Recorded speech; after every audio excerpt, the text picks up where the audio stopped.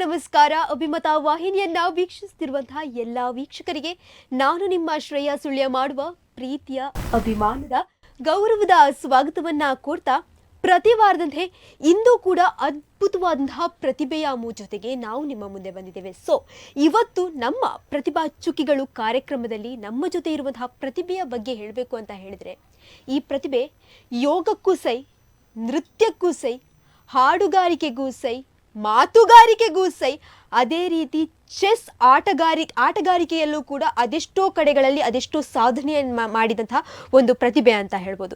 So ಇವರ ಬಗ್ಗೆ ನಾನು ಜಾಸ್ತಿ ಹೇಳಲಿಕ್ಕೆ ಹೋಗುವುದಿಲ್ಲ. ಸೊ ನಮ್ಮ ಜೊತೆ ಇರುವಂತಹ ಪ್ರತಿಭೆ ಅದು ಬೇರೆ ಯಾರೂ ಅಲ್ಲ, ಅವನಿ ಎಂ.ಎಸ್. ಸುಳ್ಯ ಅವರು.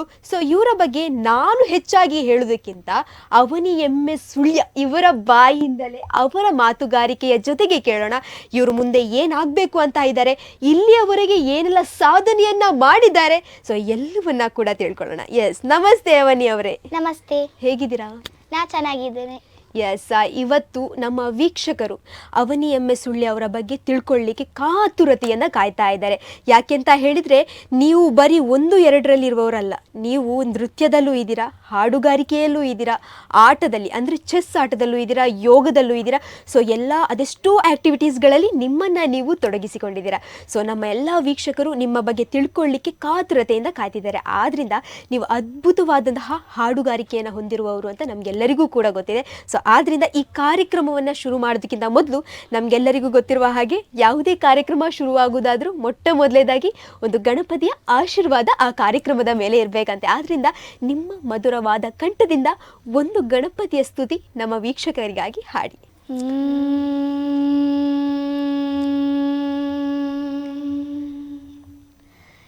ಓಂಕಾರನಾದ ಪ್ರಿಯ ಹೇ ಗಣಪ,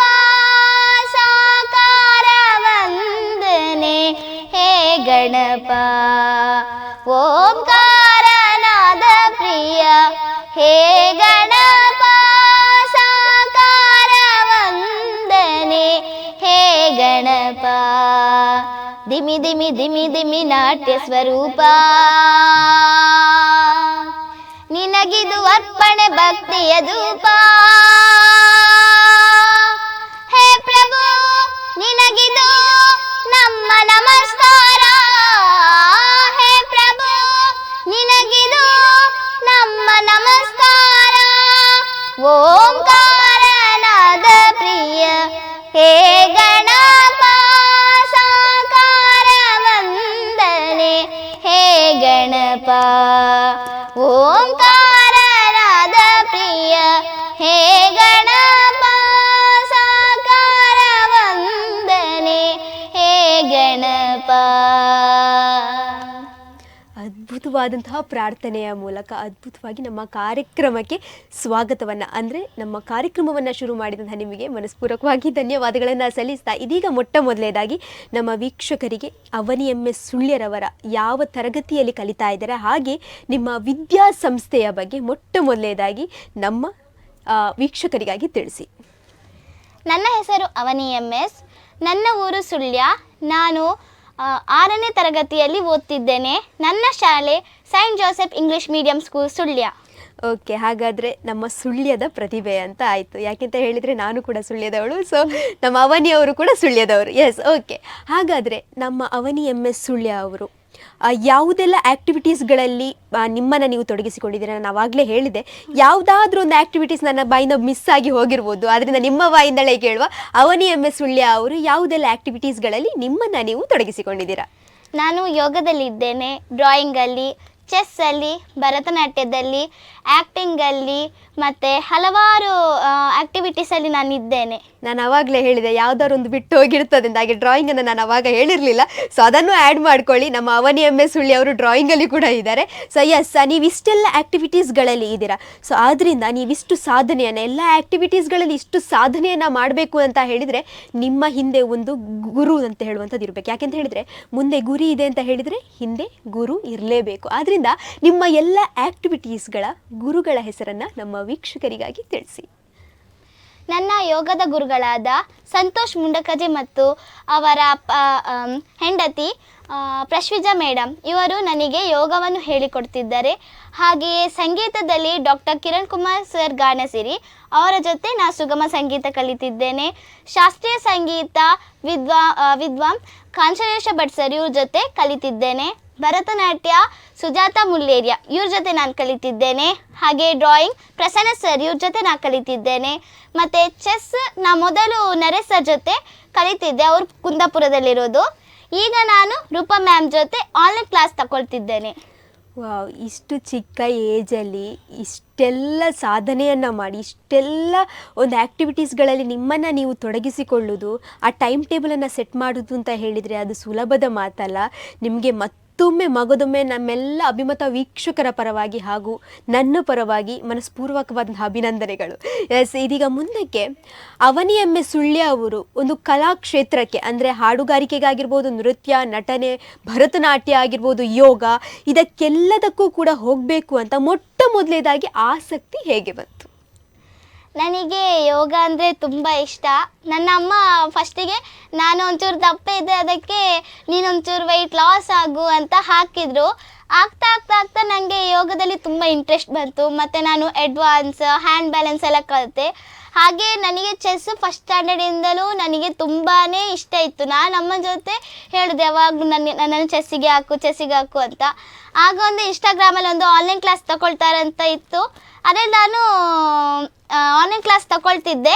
ಮತ್ತು ಇದು ಭರತನಾಟ್ಯ ನನಗೆ ತುಂಬ ಅಂದರೆ ತುಂಬ ಇಷ್ಟ. ನನಗೆ ಸಣ್ಣದಿಂದಲೂ ಭರತನಾಟ್ಯಕ್ಕೆ ನಾನು ಸ್ಕೂಲಲ್ಲಿ ಸೇರಿದ್ದೆ. ಈಗ ಸುಜಾತ ಮ್ಯಾಮ್ ಜೊತೆ ಅವ್ರು ಕಲಿತಿದ್ದೇನೆ. ಅವ್ರು ನನಗೆ ತುಂಬಾ ಹೆಲ್ಪ್ ಮಾಡ್ತಾರೆ. ಮತ್ತು ಪ್ರೋಗ್ರಾಮ್ ಇರುವಾಗ ಯೋಗ ಎಲ್ಲ ಕೊಡ್ತಾರೆ, ಡ್ಯಾನ್ಸ್ ಮಾಡ್ತೇನೆ. ನನಗೆ ತುಂಬ ಅಂದರೆ ತುಂಬ ಇಷ್ಟ. ಹಾಗೆಯೇ ಡ್ರಾಯಿಂಗನ್ನು ನನಗೆ ಕಲಿಸಿಕೊಟ್ಟವರು ಪ್ರಸನ್ನ ಸರ್. ನನಗೆ ಡ್ರಾಯಿಂಗ್ ಅಂದರೆ ತುಂಬ ಇಷ್ಟ. ಆದರೆ ನಾನು LKGಯಲ್ಲಿ ನಾನು ಈಗ ಫ್ಲವರ್ ಅಂಥದ್ದೆಲ್ಲ ಡ್ರಾಯಿಂಗ್ ಮಾಡ್ತಿದ್ದೆ. UKGಗೆ ಬರುವಾಗ ನಮ್ಮ ಡ್ರಾಯಿಂಗಿಗೆ ಸೇರಿಸಿದ್ರು. ಓಕೆ, ಅಂದರೆ ನೀವೀಗ ಇಷ್ಟೆಲ್ಲ ಸಾಧನೆಯನ್ನು ಮಾಡಬೇಕು, ಇಷ್ಟೆಲ್ಲ ಕಲಾಕ್ಷೇತ್ರದಲ್ಲಿ ಇರಬೇಕು ಅಂತ ಹೇಳಿದರೆ ಇದಕ್ಕೆ ಎರಡು ಕಾರಣ. ಒಂದು ನಿಮ್ಮ ಮನಸ್ಸಿನಿಂದ ನಿಮಗೆ ಬಂದ ಆಸಕ್ತಿ, ಇನ್ನೊಂದು ನಿಮ್ಮ ತಾಯಿಯ ಸಪೋರ್ಟ್. ಹಾಗೆ ನಾನು ಸಂಗೀತದಲ್ಲಿದ್ದೇನೆ, ಶಾಸ್ತ್ರೀಯ ಸಂಗೀತ ಮತ್ತು ಸುಗಮ ಸಂಗೀತ. ಅದರಲ್ಲಿ ಡಾಕ್ಟರ್ ಕಿರಣ್ ಕುಮಾರ್ ಸರ್ ಅಂತೂ ತುಂಬಾನೇ ಹೇಳಿಕೊಡ್ತಿದ್ರು. ಹೈ ಪಿಚ್ ಹಾಡು, ನಿಂಗೆ ಚಂದ ಬರ್ತದೆ ವಾಯ್ಸ್ ಅಂತ. ಮತ್ತೆ ಅವ್ರ ಜೊತೆ ಲಕ್ಷ್ಮೀ ಮ್ಯಾಮ್ ಅಂತ ಇದ್ರು. ಅವರದ್ದು ಸೆಪ್ಟೆಂಬರ್ 8ರಲ್ಲಿ ಮದುವೆ ಆಗಿ ಅವ್ರು ಹೋದ್ರು ಗೋವಾಕ್ಕೆ. ಮತ್ತೆ ಇದು ಶಾಸ್ತ್ರೀಯ ಸಂಗೀತ ಕಾಂಚನೇಶ ಭಟ್. ಅದಕ್ಕಿಂತ ಮೊದಲು ನಾನು ರಂಗಮಯೂರಿಯಲ್ಲಿ ಮಹಾಬಲೇಶ್ವರ ಸರ್ ಅವ್ರ ಜೊತೆ ನಾನು ಕಲಿತಿದ್ದೆ. ಓಕೆ, ಹಾಗಾದ್ರೆ ನಿಮ್ಮ ಮೇಡಮ್ ಅವರ ಮದುವೆಯಾದ ದಿನ ಕೂಡ ನಿಮಗೆ ನೆನಪಿದೆ. ಹಾಗಾದ್ರೆ ನಿಮ್ಮ ಗುರುಗಳ ಮೇಲೆ ನಿಮಗೆ ಎಷ್ಟು ಗೌರವ ಇದೆ ಅಂತ ಈ ವಿಷಯದಲ್ಲೇ ಗೊತ್ತಾಗ್ತದೆ. ಎಸ್, ಈ ಮಾತನ್ನ ನಿಮ್ಮ ಮೇಡಮ್ನವ್ರು ಎಲ್ಲರೂ ಕೂಡ ನೋಡ್ತಾರೆ, ಎಲ್ಲ ಟೀಚರ್ಸ್, ನಿಮ್ಮ ಗುರುಗಳು ಎಲ್ಲರೂ ನೋಡ್ತಾರೆ. ಅದರಿಂದ ಅವರಿಗೂ ಕೂಡ ಈಗ ತುಂಬ ಅಂದರೆ ತುಂಬ ಖುಷಿಯಾಗಿರ್ತದೆ. ಆದ್ದರಿಂದ ನಾನು ಎಲ್ಲರಿಗೂ ಕೂಡ ಹೇಳುವಂತಹ ಒಂದು ಮಾತು ಏನಂತ ಹೇಳಿದರೆ, ಯಾರಾದರೂ ಒಂದು ಸಾಧನೆಯನ್ನು ಮಾಡಬೇಕು ಅಂತ ಹೇಳಿದರೆ ಒಂದು ಇನ್ಸ್ಪಿರೇಷನ್ ಅಂತ ಬೇಕು. ಯಾಕೆ ಅಂತ ಹೇಳಿದರೆ, ನಾವು ಒಬ್ಬರನ್ನು ನೋಡಿ ನಾವು ಅವರ ಹಾದಿಯಲ್ಲಿ ನಡಿಬೇಕು, ಅವರು ನಡೆದ ಹಾಗೆ ನಾವು ಜೀವನವನ್ನು ಸಾಗಿಸಬೇಕು, ಅವರ ದಾರಿಯಲ್ಲಿ ನಾವು ನಡಿಬೇಕು ಅಂತ ಹೇಳಿಕೊಂಡು ಎಲ್ಲರೂ ಕೂಡ ಒಬ್ಬರನ್ನ ನೋಡಿ ಇನ್ಸ್ಪೈರ್ ಆಗಿರ್ತಾರೆ. ಸೊ ಅವನಿ ಎಮ್ಮೆ ಸುಳ್ಯ ಅವರ ಇನ್ಸ್ಪಿರೇಷನ್ ಯಾರು? ನನಗೆ ಇನ್ಸ್ಪಿರೇಷನ್ ಅಂತೇಳಿ ನನ್ನ ಅಮ್ಮ.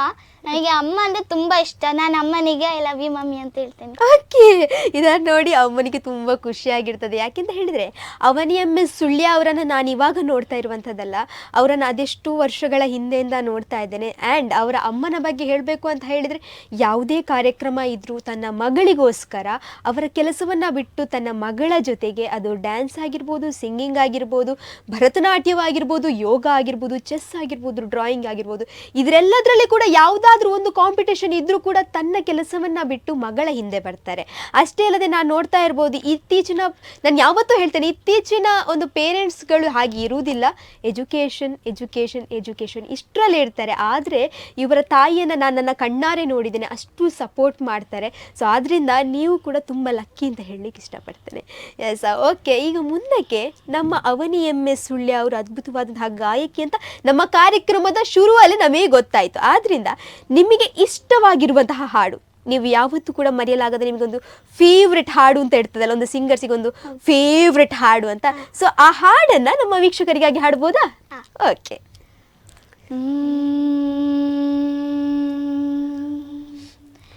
ಅಮ್ಮ ನಿನ್ನ ಎದೆಯಾಳದಲ್ಲಿ ಗಾಳಕ್ಕೆ ಸಿಕ್ಕ ಮೀನು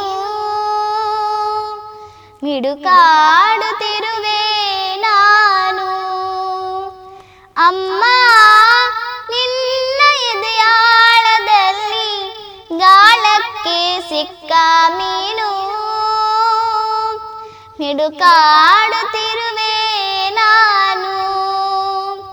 ಕಡಿಯಾಲುಲ್ಲೆ ನಾ ಕರುಳ ಬಳ್ಳಿ ಒಲವೂಡುತ್ತಿರುವ ತಾಯೇ ಬಿಡದ ಭುವಿಯ ಮಾಯೇ.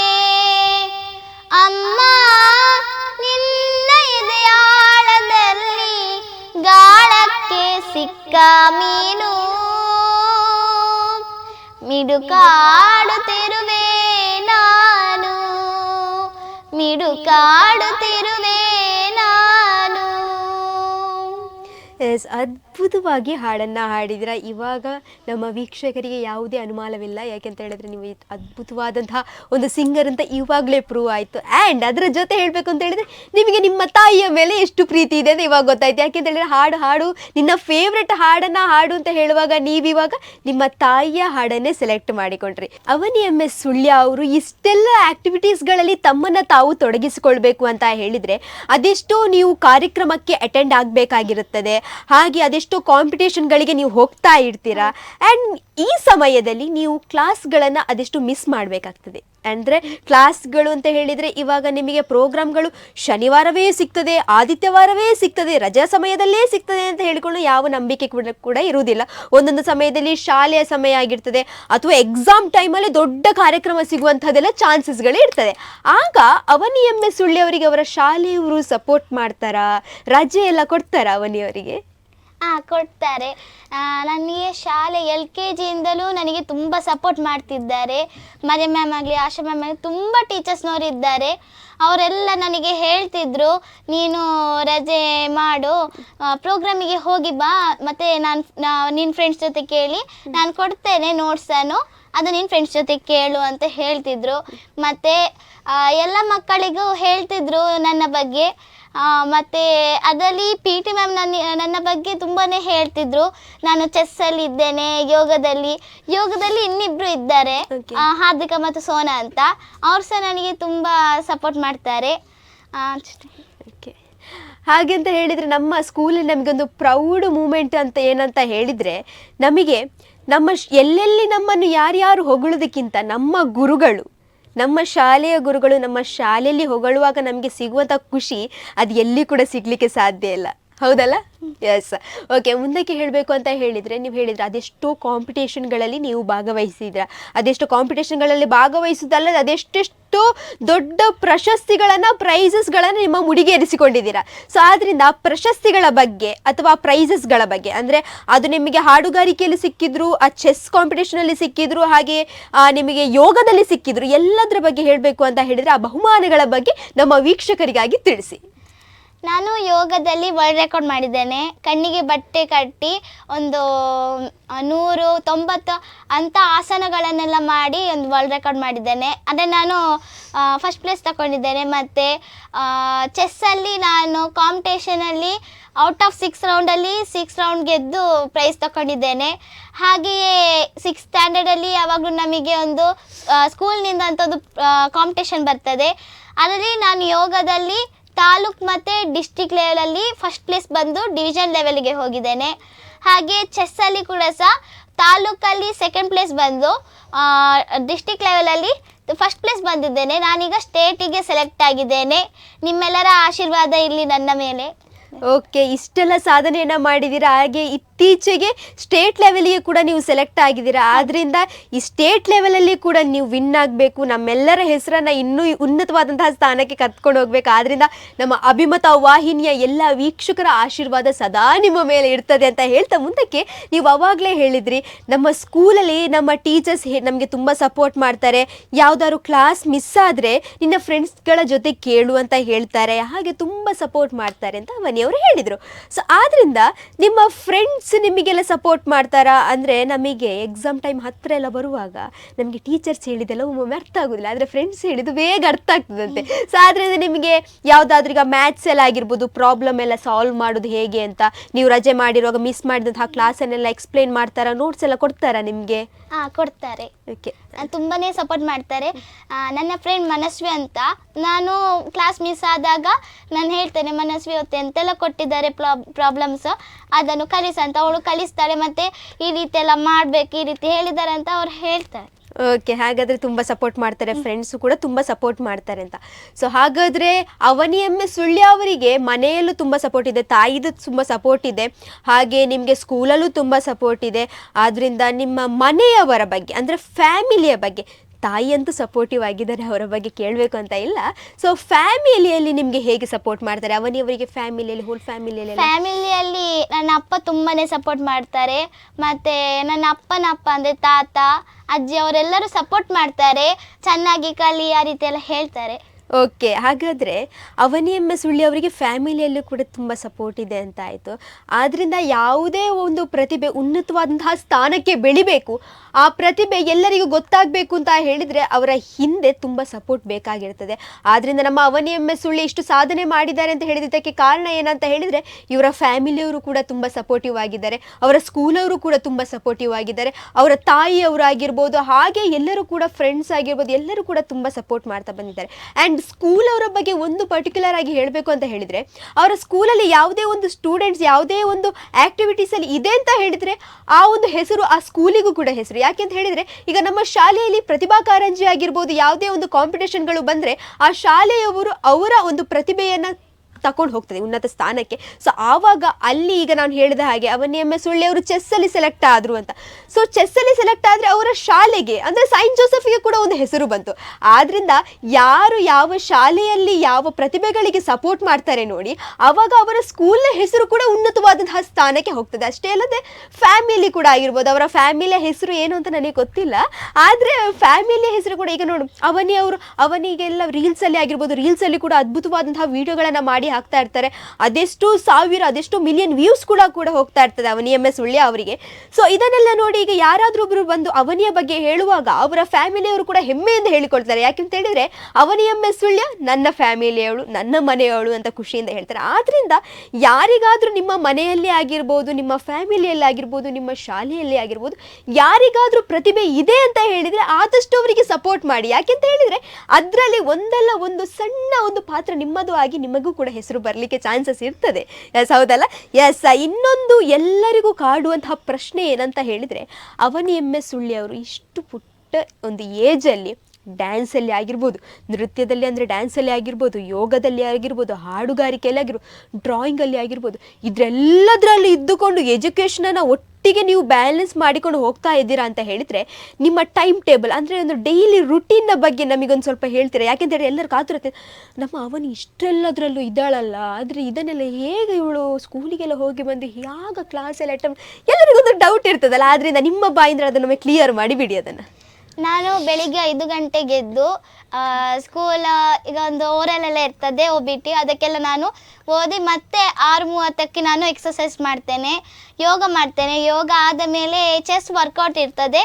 ಚೆಸ್ ವರ್ಕೌಟನ್ನು ಮಾಡಿ ನಾನು ಸ್ನಾನ ಮಾಡಿ ತಿಂದೆಲ್ಲ ಹೋಗ್ತೇನೆ ಸ್ಕೂಲಿಗೆ. ಮತ್ತು ಸಂಜೆ ಬಂದ ತಕ್ಷಣ ಚೆಸ್ಸಿದ ವರ್ಕೌಟ್ ಇರ್ತದೆ, ಕ್ಲಾಸ್ ಇರ್ತದೆ, ಒಮ್ಮೊಮ್ಮೆ ಯೋಗ ಕ್ಲಾಸ್ ಇರ್ತದೆ, ಭರತನಾಟ್ಯ ಕ್ಲಾಸ್ ಇರ್ತದೆ, ತುಂಬಾ ಕ್ಲಾಸ್ ಇರ್ತದೆ.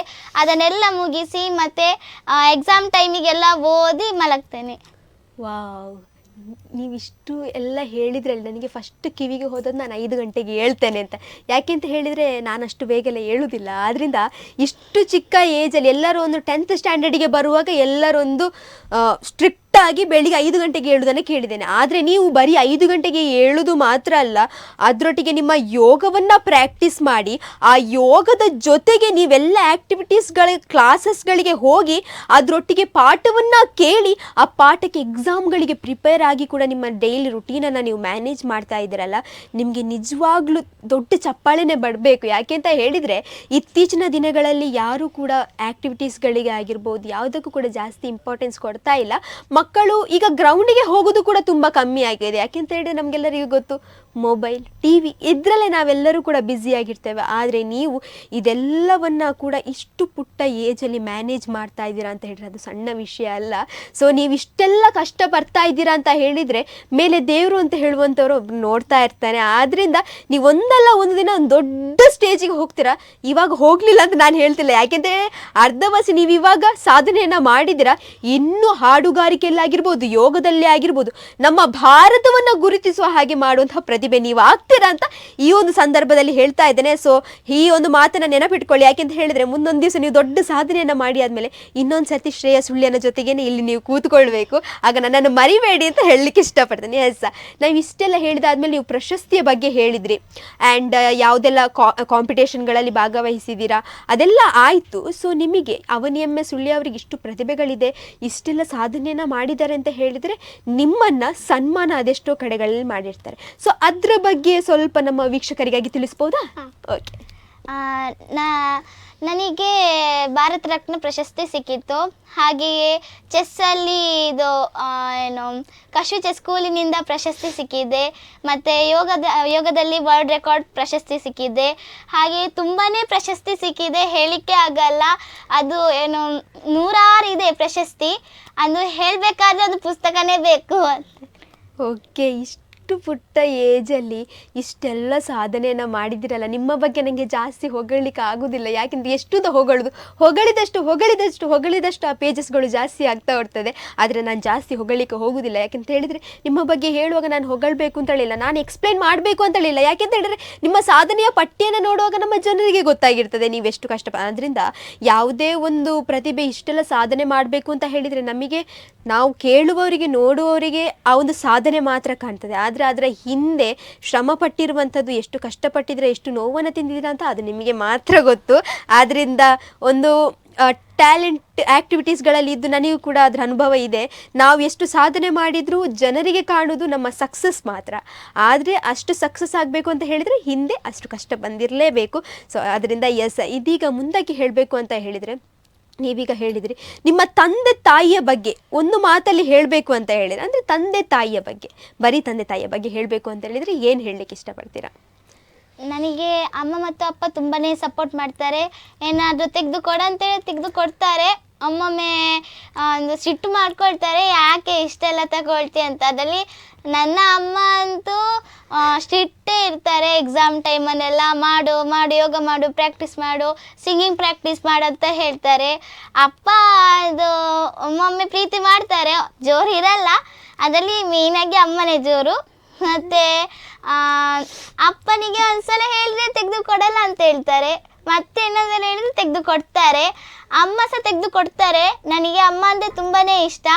ನಿನ್ನೆ ನಾನು ಒಂದು ಸಿಂಗಿಂಗಿಗೆ ಅಂತ ಒಂದು ಕೇಳಿದ್ದೆ ತಾಳ, ಅಮ್ಮ ತೆಗೆದು ಕೊಡ ಅಂತ. ಅಮ್ಮ ಹೇಳಿದ್ರು ದುಡ್ಡಿಲ್ಲ ಅಂತ. ಮತ್ತೆ ನೋಡುವಾಗ ಸರ್ಪ್ರೈಸ್ ಅಮ್ಮ ಕೊಟ್ಟಿದ್ದು. ತುಂಬಾ ಸಪೋರ್ಟ್ ಮಾಡ್ತಾರೆ.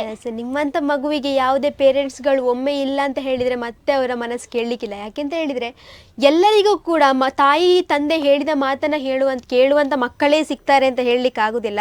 ಆದರೆ ನೀವೆಲ್ಲ ನಿಮ್ಮ ತಾಯಿಯ ಆಸೆ ಆಗಿರ್ಬೋದು, ನೀವೀಗ ಇಷ್ಟೆಲ್ಲ ಸಾಧನೆ ಮಾಡಿದ ತಾಯಿಯ ಆಸೆ ಹೌದಲ್ವಾ?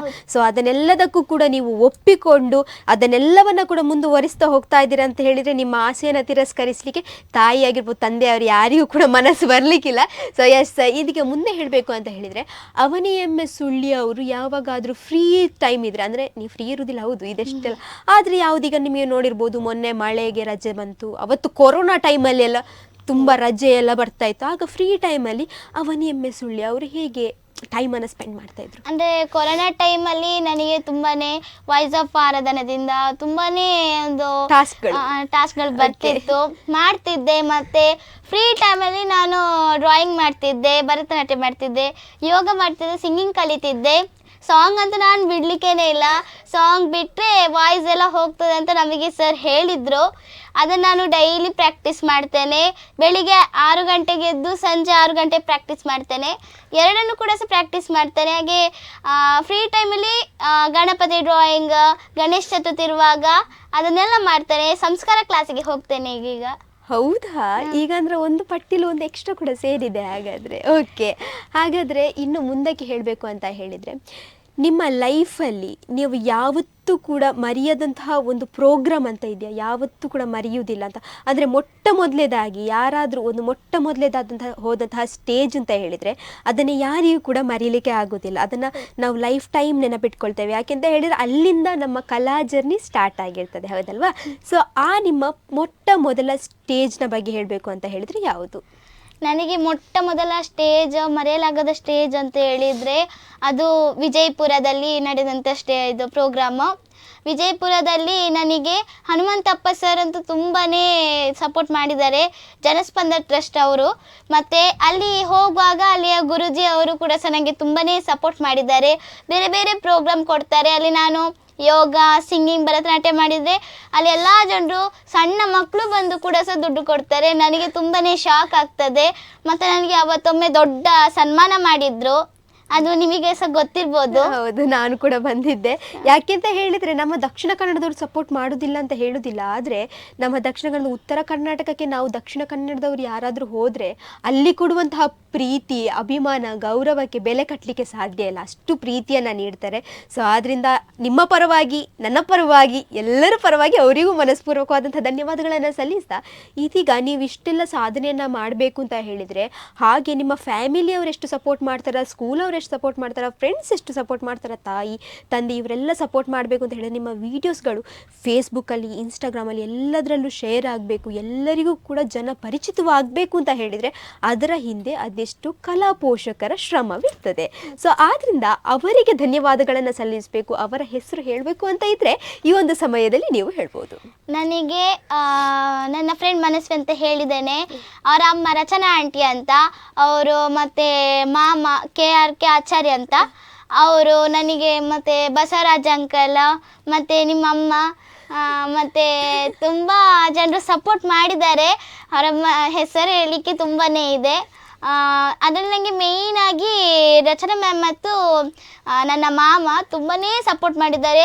ಎಂಥಾದರೂ ಈಗ ಒಂದು ಪ್ರೋಗ್ರಾಮಿಗೆ ಹೋಗುವಾಗ ಅವರು ದುಡ್ಡು ಕೊಡ್ತಾರೆ, ನೀನು ಚೆನ್ನಾಗಿ ಅಲ್ಲಿ ಹಾಡಿ ಬಾ ಅಥವಾ ಯೋಗ ಮಾಡಿ ಬಾ, ಚೆನ್ನಾಗಿ ಆಲ್ ದ ಬೆಸ್ಟ್ ಆ ರೀತಿ ಎಲ್ಲ ಹೇಳ್ತಾರೆ. ನನ್ನ ಫ್ರೆಂಡ್ ಕೂಡ ಸಹ ಹೇಳ್ತಾಳೆ ಆಲ್ ದ ಬೆಸ್ಟ್. ಇವತ್ತು ಸಹ ಅವಳು ಹೇಳಿದ್ಲು ಆಲ್ ದ ಬೆಸ್ಟ್, ಚೆನ್ನಾಗಿ ಅಲ್ಲಿ ಹೇಳು ಅಂತ. ನೀವು ಇವಾಗ ಹೇಳಿದ್ರಿ ಇವರೆಲ್ಲ ತುಂಬ ಸಪೋರ್ಟ್ ಮಾಡ್ತಾರೆ ಅಂತ. ಸೊ ನಿಮಗೆ ಇವ್ರು ಸಪೋರ್ಟ್ ಮಾಡ್ತಾ ಇದ್ದಾರೆ ಅಂತ ಹೇಳಿದರೆ ಅವ್ರ ಆಚಿಂದ ಯಾವುದೇ ರಿಟರ್ನ್ಗಳನ್ನು ಅವರಿಗೆ ಬೇಡಿಕೆಗಳು ಇರಲಿಕ್ಕಿಲ್ಲ. ಆದರೆ ನಾವು ಯಾರಿಗೆ ಒಬ್ಬರಿಗೆ ಸಹಾಯ ಮಾಡ್ತೇವೆ ನೋಡಿ, ನಮಗೆ ಸಹಾಯ ಮಾಡಲಿಕ್ಕೆ ಮೇಲಿಂದ ಒಬ್ಬರು ದೇವರು ಅಂತ ಹೇಳ್ತಾರೆ. ಅವ್ರು ಯಾವುದೆಲ್ಲ ಒಂದು ರೀತಿಯಲ್ಲಿ ಅವರಿಗೆ ಆ ಸಹಾಯವನ್ನು ಮಾಡೇ ಮಾಡ್ತಾರೆ. ಆದ್ದರಿಂದ ನೀವು ಈ ವೇದಿಕೆಯಲ್ಲಿ ಕೂಡ ಅವರ ಹೆಸರನ್ನು ಹೇಳಿದ್ದೀರಾ. ಸೊ ಅವರಿಗೆ ಇನ್ನಷ್ಟು ಸಂತೋಷವಾಗ್ತಾ ಇರ್ತದೆ ಅಂತ ಹೇಳ್ತಾ, ನೀವು ಆಗಷ್ಟೇ ನೀವು ಮರೀಲಿಕ್ಕಾಗದಂತಹ ಒಂದು ಸ್ಟೇಜನ್ನು ಹೇಳಿದ್ರಿ. ಸೊ ಹಾಗಾದರೆ ನಿಮಗೆ ಮೊಟ್ಟ ಮೊದಲನೇದಾಗಿ ಹೋದಂತಹ ಸ್ಟೇಜ್, ಅದ್ರ ಬಗ್ಗೆ ಹೇಳಬೇಕು ಅಂತ ಹೇಳಿ, ಆ ಎಕ್ಸ್ಪೀರಿಯನ್ಸ್ ಹೇಳಬೇಕು ಅಂತ ಹೇಳಿದರೆ, ಅಥವಾ ಆ ಸ್ಟೇಜ್ ಯಾರು ನಿಮಗೆ ಕಲ್ಪಿಸಿಕೊಟ್ರು, ಅದ್ರ ಬಗ್ಗೆ ನಮ್ಮ ವೀಕ್ಷಕರಿಗಾಗಿ ತಿಳಿಸಿ. ನಾನು UKGಯಲ್ಲಿ ಇರುವಾಗ ಮೋಹನ್ ದಾಸ್ ಕೊಟ್ಟರಿ ಅಂತ ಅವರು ನನಗೆ ಮೊಟ್ಟ ಮೊದಲನೇದಾಗಿ ಒಂದು ಸ್ಟೇಜ್ ಕೊಟ್ಟಿದ್ದರು. ಅದರಲ್ಲಿ ನನಗೆ ನನ್ನ ಆಚೆಗೆ ಆಗ್ತಿತ್ತು. ಇವ್ರ ಜೊತೆ ಈ ಜನರು ಅವರೆಲ್ಲ ಇದ್ದರು, ತುಂಬಾ ಇದ್ದರು, ಅವ್ರ ಜೊತೆ ಹೇಳಬೇಕಲ್ಲ ಅಂತ ಹಾಡು. ಅಲ್ಲೇ ನಾನು 4 ಹಾಡನ್ನು ಹೇಳಿದ್ದೆ, ಎಲ್ಲರಿಗೂ ತುಂಬ ಖುಷಿ ಆಯಿತು. ಅದಕ್ಕೆ ಒಬ್ಬೊಬ್ಬರು ಬಂದು ದುಡ್ಡೆಲ್ಲ ಕೊಡ್ತಿದ್ರು, ಚೆನ್ನಾಗಿ ಕಲಿತಿ ಅಂತ ಹೇಳಿದರು. ಅದಾದ ಮೇಲೆ ಆಮಂತ್ರಣ, voice of Aradhana, Janaspandana trust, ಕಲಾ ಬದುಕು, ತುಂಬಾ ಸಂಘಗಳಿದೆ. ಅವರೆಲ್ಲರೂ ನನಗೆ ಹೇಳಿದರು ನೀನು ಚೆನ್ನಾಗಿ ಬೆಳೀತಿ ಅಂತ. ಮತ್ತು ಆಮಂತ್ರಣದಲ್ಲಿ ವಿಜಯ್ ಮಾಮ ಅಂತ ಅವರು ತುಂಬಾ ಸಪೋರ್ಟ್ ಮಾಡಿದ್ದಾರೆ. ಮತ್ತು ಇದು ವಾಯ್ಸ್ ಆಫ್ ಆರಾಧನೆಯಲ್ಲಿ ಆರಾಧನಾ ಭಟ್ ಅಕ್ಕ ಮತ್ತು ಪದ್ಮಶ್ರೀ ಮ್ಯಾಮ್ ಅವರು ತುಂಬಾ ಸಪೋರ್ಟ್ ಮಾಡಿದ್ದಾರೆ. ಹಾಗೆ ಕಲಾ ಬದುಕಿನಲ್ಲಿ ಇದು ಶಶಿಧರ್ ಸರ್ ಅಂತ ತುಂಬಾ ಸಪೋರ್ಟ್ ಮಾಡಿದ್ದಾರೆ. ತುಂಬಾ ಇದ್ದಾರೆ, ಹೇಳಲಿಕ್ಕೆ ಆಗಲ್ಲ. ಓಕೆ, ಅಷ್ಟು ಜನ ಇದ್ದಾರೆ ನಿಮ್ಮ ಲೈಫಲ್ಲಿ, ಅಂದರೆ ತುಂಬ ಸಪೋರ್ಟ್ ಮಾಡ್ತಾ ಇದ್ದಾರೆ. ಇವರೆಲ್ಲರಿಗೂ ಕೂಡ ಈ ಒಂದು ವೇದಿಕೆಯಲ್ಲಿ, ಅಂದರೆ ಈ ಒಂದು ಸ್ಥಳದಲ್ಲಿ ಕೂತು ಮನಸ್ಪೂರ್ವಕವಾದಂತಹ ಧನ್ಯವಾದಗಳನ್ನು ನೀವು ಸಲ್ಲಿಸ್ತಾ ಇದ್ದೀರಾ ಅಂತ ಆಯಿತು. ಸೊ ಓಕೆ, ನೀವು ಇಲ್ಲಿ ಈ ಒಂದು ವೇದಿಕೆಗೆ ಬಂದಿದ್ದೀರಾ. ಸೊ ಆಗಸ್ಟ್ 2 ಹಾಡನ್ನು ಹಾಡಿದ್ದೀರಾ. ಸೊ ನಮ್ಮ ವೀಕ್ಷಕರಿಗೆ ನಿಮ್ಮ ಹಾಡನ್ನು ಕೇಳಿ ಇನ್ನೊಂದು ಹಾಡನ್ನು ಕೇಳಬೇಕು ಅಂತ ಆಸೆಯಲ್ಲಿರ್ತಾರೆ. ಆದರೆ ನಮಗೆ ಸಮಯದ ಅಭಾವ ಇರೋದ್ರಿಂದ ಇನ್ನೂ ಜಾಸ್ತಿ ಹೇಳಲಿಕ್ಕೆ ಆಗೋದಿಲ್ಲ. ಆದ್ದರಿಂದ ಕೊನೆಯದಾಗಿ ನಮ್ಮ ವೀಕ್ಷಕರಿಗಾಗಿ ಸಣ್ಣ ಹಾಡನ್ನು ಯಾವುದಾದ್ರೂ ನಮ್ಮ ವೀಕ್ಷಕರಿಗಾಗಿ ಹಾಡ್ಬೋದಾ? ಈಗ ಎಲ್ಲರಿಗೂ ಗೊತ್ತಿದೆ, ಒಂದು ಹೊಸ ಸಾಂಗ್ ಬಂದಿದೆ. ಅದು ಯಾರ್ದಂತ ಹೇಳಿದರೆ ಸ್ಟಾರ್ ಗಣೇಶ್ ಸರ್ ಅವರದೊಂದು ಸಾಂಗ್ ಹೇಳ್ತೇನೆ. ದ್ವಾಪರ ದಾಟುತ್ತಾ ನನ್ನನೇ ನೋಡಲು ನನ್ನನೇ ಸೇರಲು ಬಂದರಾದಿಕೆ. ಹಾಡಲಿ ಹಾಡಲು ಮಾತಲಿ ಹೇಳಲು ಸಾಧ್ಯವೇ ಇಲ್ಲದ ರಾಗಮಾಲಿಕೆ. ಸಖಿ ಸಖಿ ನನ್ನ ರೂಪಸಿ ಸುಖಿ ಸುಖಿ ನನ್ನ ಮೋಹಿಸಿ ನೀನೇ ನನ್ನ ಬೇಸಿ. ಜೇನ ದನಿಯೋಳೆ ಮೀನ ಕಣ್ಣೋಳೆ ಸೊಬಗ ನೀ ತುಂಬಿದೆ. ಹಂಸ ನಡೆಯೋಳೆ ಎದೆಗೆ ಇಳಿದೋಳೆ ಜೀವ ಜಲ್ಲೆಂದಿದೆ. ಬೇರೆ ದಾರೇನು ಇಲ್ಲ ನನಗಿನ್ನು ನೀನು ಸಿಕ್ಕಾಗಿದೆ. ನಾನು ಹೊರಟಿದ್ದ ನಿನ್ನ ನಿಲ್ದಾಣ ನೀನೆ ಹೊಮ್ಮೆನೆಸಿದೆ. ನಿಹಾರಿಕ ಆಕರ್ಷಿಕ ಅನಾಮಿಕ ಹೆಸರೇನೆ. ಫೆರೋಮಿತ ಶಿಸಾಲಿಕ ಫಿತಾಂಶಕ ನೀನೇನೆ. ಅದ್ಭುತವಾಗಿ ಹಾಡನ್ನು ಹಾಡಿರ. ಸೊ ಇಷ್ಟು ಪುಟ್ಟ ಏಜಲ್ಲಿ ಎಲ್ಲ ಇದೆಷ್ಟು ಈ ಒಂದು ಹಾಡು ಅಂತಲ್ಲ, ಎಷ್ಟೋ ಹಾಡುಗಳನ್ನು ನೀವು ಅದೆಷ್ಟೋ ವೇದಿಕೆಗಳಲ್ಲಿ ಹಾಡಿರ್ತೀರ. ಸೊ ಆ ಎಲ್ಲ ಲಿರಿಕ್ಸ್ಗಳನ್ನು ಯೋಚನೆಯಲ್ಲಿ ತಲೆಯಲ್ಲಿ ಇಟ್ಕೊಳ್ಬೇಕು ಅಂತ ಹೇಳಿದರೆ ಅದು ನಿಜವಾಗಿಯೂ ಅದು ಸಣ್ಣ ಪುಟ್ಟ ವಿಚಾರ ಅಲ್ಲ. ಅದರಲ್ಲೂ ಚೆಸ್ ಆಡಬೇಕು ಅಂತ ಹೇಳಿದರೆ ಅದರಷ್ಟು ಈ ಕಷ್ಟದ ಕೆಲಸ ಬೇರೆ ಯಾವುದೂ ಇಲ್ಲ. ಅಷ್ಟೇ ಅಲ್ಲದೆ ಯೋಗದ ಬಗ್ಗೆ ಹೇಳಬೇಕು ಅಂತಲೇ ಇಲ್ಲ. ಆ ಬಾಡಿ ಸ್ಟ್ರಕ್ಚರ್ಗಳನ್ನು ಹಾಗೆ ಮಾಡೋದು ಅಂತ ಹೇಳಿದರೆ ಅದಕ್ಕೆ ನಿಜವಾಗಿಯೂ ತುಂಬ ಕಷ್ಟ ಇದೆ. ಯಾಕೆಂತ ಹೇಳಿದರೆ ನೀವು ಹೇಳಿದ ಹಾಗೆ ಅದಕ್ಕೆ ಡೈಲಿ ಪ್ರಾಕ್ಟೀಸ್ ಇರಬೇಕು. 1-2 ದಿನ ಎಲ್ಲಾದರೂ ನಾವು ಬಿಟ್ಟರೆ ನಮ್ಮ ಬಾಡಿ ಮತ್ತೆ ಪುಡಕ್ಕೆಲ್ಲ ಆಗ್ತದೆ. ಸೊ ಆದ್ದರಿಂದ ಇಷ್ಟು ಚಿಕ್ಕ ಏಜಲ್ಲಿ ಎಲ್ಲವನ್ನ ಮ್ಯಾನೇಜ್ ಮಾಡ್ತಾ ಹೋಗ್ತಿದ್ದೀರಾ ಅಂತ ಹೇಳಿದರೆ ನನಗೆ ನಿಮಗೆ ಎಷ್ಟು ಒಂದು ಅಭಿನಂದನೆಗಳನ್ನು ಸಲ್ಲಿಸಿದರೂ ಸಾಕಾಗುವುದಿಲ್ಲ. ಆದ್ದರಿಂದ ಮಗದೊಮ್ಮೆ ನಿಮಗೆ ಮನಸ್ಪೂರ್ವಕವಾದಂತಹ ಹೃದಯದಿಂದ ಅನಂತ ಅಭಿನಂದನೆಗಳನ್ನು ಸಲ್ಲಿಸ್ತಾ ಇದೀಗ ಮುಂದಕ್ಕೆ ನೀವು ಈ ಒಂದು ಸ್ಥಳದಲ್ಲಿ ಬಂದು ಕೂತಿದ್ದೀರಾ. ನಮ್ಮ ಅಭಿಮತ ವಾಹಿನಿಯ ವೀಕ್ಷಕರಿಗೆ ನಿಮ್ಮ ಪ್ರತಿಭೆಯ ಬಗ್ಗೆ ಗೊತ್ತಾಗ್ತಾ ಇದೆ ಅಂತ ಹೇಳಿದರೆ ಇದಕ್ಕೆಲ್ಲದಕ್ಕೂ ಕಾರಣ ನಮ್ಮ ವಾಯ್ಸ್ ಆಫ್ ಆರಾಧನಾ ತಂಡ ಹಾಗೂ ಪದ್ಮಶ್ರೀ ಮೇಡಮ್ ಅವರು, ಹೌದಲ್ಲ? ಸೊ ಆದ್ದರಿಂದ ನಮ್ಮ ವಾಯ್ಸ್ ಆಫ್ ಆರಾಧನಾ ತಂಡದ ಬಗ್ಗೆ ನಮ್ಮ ಪದ್ಮಶ್ರೀ ಮೇಡಮ್ನ ಬಗ್ಗೆ ಹೇಳಬೇಕು ಅಂತ ಹೇಳಿದರೆ ಏನು ಹೇಳಲಿಕ್ಕೆ ಇಷ್ಟಪಡ್ತೀರಾ? ಪದ್ಮಶ್ರೀ ಮೇಡಮ್ ಬಗ್ಗೆ ಹೇಳಬೇಕಾದ್ರೆ ಏನೂ ಇಲ್ಲ. ಅವರು ನನಗೆ 2ನೇ ಅಮ್ಮ ಇದ್ದಾಗೆ ತುಂಬಾ ಸಪೋರ್ಟ್ ಮಾಡ್ತಾರೆ. ಒಮ್ಮೊಮ್ಮೆ ಬಾ ನೀನು ಇವತ್ತು ಸಂದರ್ಶನ ಮಾಡು, ಹಾಗೆ ಯೋಗ ಮಾಡು, ಡ್ಯಾನ್ಸ್ ಮಾಡು, ಸಿಂಗಿಂಗ್ ಮಾಡು, ಯಾವುದೋ ಒಂದು ಪ್ರೋಗ್ರಾಮ್ ಇರುವಾಗ ಬನ್ನಿ ಅಂತ ಹೇಳ್ತಾರೆ. ಮತ್ತು ಅಕ್ಕ ಕೂಡ ಸಹ ಅವ್ರು ತುಂಬಾ ಇದು ಒಳ್ಳೆ ಡ್ರಾಮಾ ಆ್ಯಕ್ಟರ್ ಮತ್ತು ಮಹಾನಟಿಗೆಲ್ಲ ಹೋಗಿದ್ದಾರೆ. ನನಗೆ ತುಂಬಾ ಇಷ್ಟ ಅಕ್ಕ ಮತ್ತು ಮ್ಯಾಮ್ ಅಂತ ಹೇಳಿದರೆ ಅವರಿಗೆ ನಾನು ಥ್ಯಾಂಕ್ ಯು ಅಂತ ಹೇಳ್ತೇನೆ. ಓಕೆ, ನಮ್ಮ ವಾಯ್ಸ್ ಆಫ್ ಆರಾಧನಾ ಪದ್ಮಶ್ರೀ ಮೇಡಮ್ನ ಬಗ್ಗೆ ನಾನು ಯಾವತ್ತೂ ಕೂಡ ಹೊಗಳಬೇಕು ಅಂತ ಇಲ್ಲ. ಯಾಕೆ ಅಂತ ಹೇಳಿದರೆ ನಾನು ಅವರ ಬಗ್ಗೆ ಕೇಳಿದ ತಕ್ಷಣ ಇಲ್ಲಿರುವಂತಹ ಎಲ್ಲ ಮಕ್ಕಳು ಕೂಡ ಅವರು ದೊಡ್ಡವರಾಗಿರಲಿ ಚಿಕ್ಕವರಾಗಿರಲಿ ಅವರನ್ನು ಹೊಗಳ್ತಾ ಹೋಗ್ತಾರೆ. ಆದರೆ ಅವರ ಮಗಳು ಆರಾಧನಾ ಅಕ್ಕ ಇಷ್ಟೆಲ್ಲ ಸಾಧನೆ ಮಾಡ್ತಾ ಇದ್ದಾರೆ ಅಂತ ಹೇಳಿದರೆ ನಮ್ಮ ಪದ್ಮಶ್ರೀ ಮೇಡಮ್ ಆರಾಧನಾ ಅಕ್ಕನ ಹಿಂದೆ ಇದ್ದವರೇ ಅಲ್ಲ. ಅವರು ಜಾಸ್ತಿಯಾಗಿ ತಮ್ಮ ತಂಡದಲ್ಲಿರುವಂತಹ ಬೇರೆ ಪ್ರತಿಭೆಗಳಿಗೆ ಜಾಸ್ತಿ ಸಪೋರ್ಟ್ ಮಾಡ್ತಾ ಇದ್ರು. ಆದ್ದರಿಂದ ನಮ್ಮ voice of Aradhana Padmashri madam ಅವರ ಮಗಳು ಆರಾಧನಾ ಭಟ್ ಅವರು ಮಹಾನಟಿಯಲ್ಲಿ ಆಗಿರ್ಬೋದು, ಅದೆಷ್ಟೋ ಕಾರ್ಯಕ್ರಮದಲ್ಲಿ ಹೆಸರುವಾಸಿಯಾಗಿದ್ದಾರೆ. ಇಡೀ ಕರ್ನಾಟಕಕ್ಕೆ ಈಗ ಹೆಸರು ಗೊತ್ತಿದೆ ಅಂತ ಹೇಳಿದರೆ ಇದಕ್ಕೆ ಪ್ರಮುಖವಾಗಿ ಕಾರಣ ನಮ್ಮ voice of Aradhana Padmashri madam ಅವರ ಒಳ್ಳೆಯ ಗುಣ, ಹಾಗೆ ಅಲ್ಲಿರುವಂತಹ ಎಲ್ಲ ಪ್ರತಿಭೆಗಳು, ಅವರ ಪೇರೆಂಟ್ಸ್ಗಳ ಆಶೀರ್ವಾದ ಅಂತ ಹೇಳಲಿಕ್ಕೆ ಇಷ್ಟಪಡ್ತೀನಿ. ಇದಕ್ಕಿಂತ ಜಾಸ್ತಿ ಏನು ಹೇಳಲಿಕ್ಕೆ ಆಗೋದಿಲ್ಲ. ಯಾಕೆಂದರೆ ನಮ್ಮ ಕಣ್ಣು ಮುಂದೆನೇ ಉದಾಹರಣೆಗಳು ನೂರಾರಿದೆ ಅಂತ ಹೇಳ್ತಾ ಇದೀಗ ಮುಂದಕ್ಕೆ ನಮ್ಮ ವಾಯ್ಸ್ ಆಫ್ ಆರಾಧನಾ ಮೇಡಮ್ ಅವರು ನಿಮ್ಮನ್ನು ತರಿಸಿದ್ದಾರೆ ಇಲ್ಲಿಗೆ. ನಿಮ್ಮ ಪ್ರತಿಭೆಯನ್ನು ವಾಯ್ಸ್ ಆಫ್ ಆರಾಧನಾ ತಂಡದವರಾಗಿರ್ಬೋದು ಎಲ್ಲರೂ ಕೂಡ ಇಲ್ಲಿ ನಿಮ್ಮ ವೀಕ್ಷಕರಿಗೆ ತಿಳಿಸ್ತಾ ಇದ್ದಾರೆ, ಅದಕ್ಕೆ ಸಹಾಯ ಮಾಡಿದ್ದಾರೆ ಅಂತ ಹೇಳಿದರೆ ಅದಕ್ಕೆ ಅವಕಾಶ ಕೊಟ್ಟಂತಹ ಇನ್ನೊಂದು ತಂಡ ಅಂತ ಹೇಳಿದರೆ ಅದು ನಮ್ಮ ಅಭಿಮತ ವಾಹಿನಿ ತಂಡ. ಆದ್ದರಿಂದ ನಮ್ಮ ಅಭಿಮತ ವಾಹಿನಿ ತಂಡಕ್ಕೆ ಏನು ಹೇಳಲಿಕ್ಕೆ ಇಷ್ಟಪಡ್ತೀರಾ? ಅಭಿಮತ ವಾಹಿನಿ ತಂಡ ನಾನು ಇಲ್ಲಿಗೆ ಬರುವಾಗ ಮ್ಯಾಮ್ ಇರ್ತಿದ್ರು, ಅವರು ಹೇಳ್ತಿದ್ರು ಈಗ ಹೋಗಿ ಅಲ್ಲಿ ಸಾಂಗ್ ಹಾಡಂತ ಹಾಡ್ತಿದ್ದೆ.